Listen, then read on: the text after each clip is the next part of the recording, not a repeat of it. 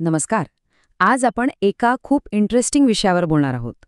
पारंपरिक औषधं आणि आधुनिक विज्ञान ह्यांचं नातं नेमकं कसं आहे आणि विज्ञान या जुन्या ज्ञानाची रहस्य कशी उलगडत आहे हेच आज आपण पाहणार आहोत. म्हणजे बघा, फार पूर्वीपासून खरं तर शतकानुशतके जगभरातल्या संस्कृतींमध्ये वनस्पतींचा वापर उपचारांसाठी केला जातोय. आयुर्वेद सारख्या आपल्या परंपरांमध्ये तर याला खूप खोलवर स्थान आहे. पण प्रश्न हा आहे की हे जे प्राचीन ज्ञान आहे ते आजच्या मॉडर्न लॅबॉरेटरीमध्ये म्हणजे आधुनिक प्रयोगशाळेत कितपत टिकतं.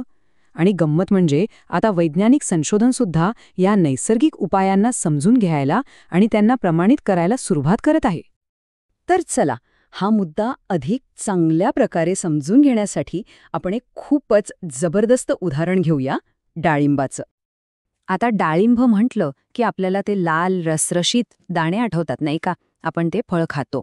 पण खरी ताकद किंवा खरी शक्ती कदाचित त्या भागात आहे जो आपण सहसा फेकून देतो, म्हणजे डाळिंबाच्या सालीमध्ये.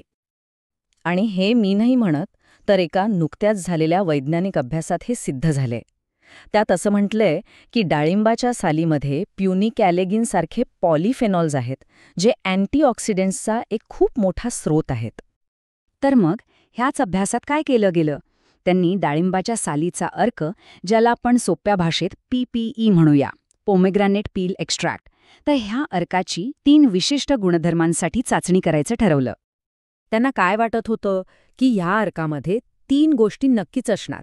एक म्हणजे सूज किंवा दाह कमी करण्याची शक्ती, दुसरं म्हणजे ऑक्सिडेशनशी लढण्याची ताकद, आणि तिसरं म्हणजे सूक्ष्मजंतूंना रोखण्याची क्षमता. तर यातला पहिला गुणधर्म म्हणजे दाहविरोधी किंवा अँटी इन्फ्लॅमेटरी. म्हणजे काय? तर शरीराला इजा झाल्यावर किंवा काही त्रास झाल्यावर जी सूज येते ती कमी करण्याची क्षमता. आणि ही क्षमता खूप महत्त्वाची आहे, कारण अनेक मोठे आजार ह्याच दीर्घकाळ टिकणाऱ्या सुजेमुळे होतात. ओके, मग दुसरा मुद्दा होता अँटीऑक्सिडंट.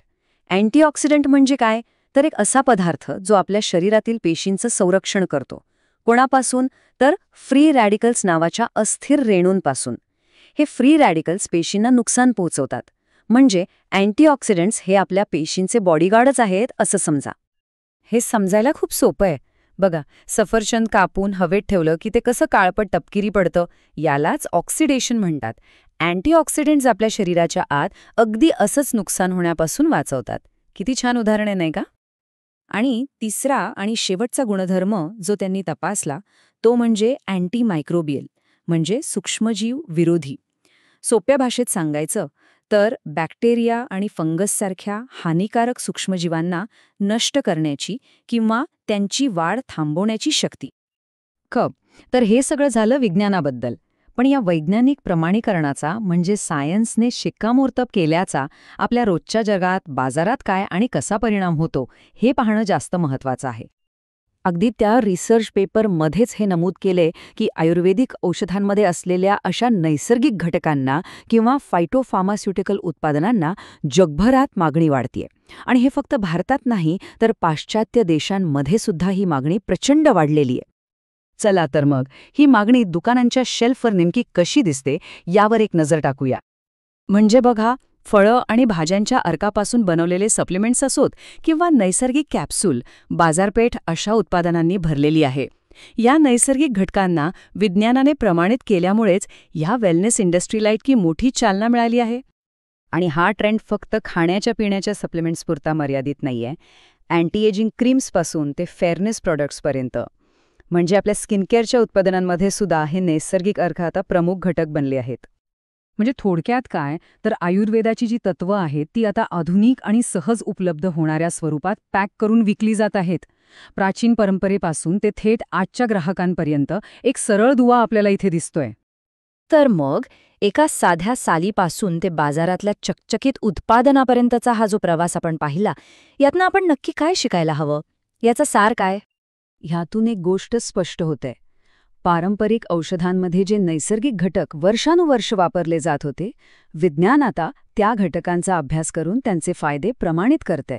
म्हणजे विज्ञान आणि परंपरा आता हातात हात घालून चालत आहेत. आणि हा एक खूप मोठा आणि सकारात्मक बदल आहे. आणि शेवटी एक विचार करण्यासारखा प्रश्न, जी साल आपण सहसा कचऱ्यात फेकून देतो, तिच्यात जर इतकी प्रचंड शक्ती लपलेली असेल, तर विचार करा, निसर्गाने आपल्या आजूबाजूला अजून कितीतरी रहस्य दडवून ठेवली असतील, नाही का?